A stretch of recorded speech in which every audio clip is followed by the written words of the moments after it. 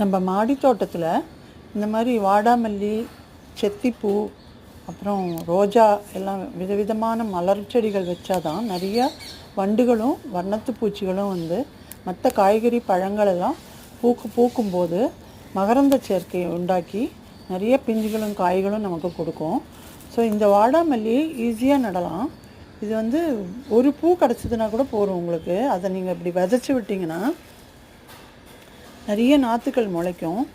அதுலேருந்து நிறைய செடிகள் வரும். அப்புறம் உங்கள் தோட்டத்தை விட்டு போகவே போகாது, வந்துக்கிட்டே இருக்கும். எல்லா தொட்டிலையும் அது பரவி வளரும். ஸோ இந்த மாதிரி நீங்கள் நிறைய பூச்செடிகளையும் உங்கள் மாடி தோட்டத்தில் வளர்த்திங்கன்னா நிறைய வண்டுகளும் வண்ணத்து பூச்சிகளும் அட்ராக்ட் பண்ணும். அப்போ உங்களுக்கு நிறைய காய்களும் பழங்களும் கிடைக்கும்.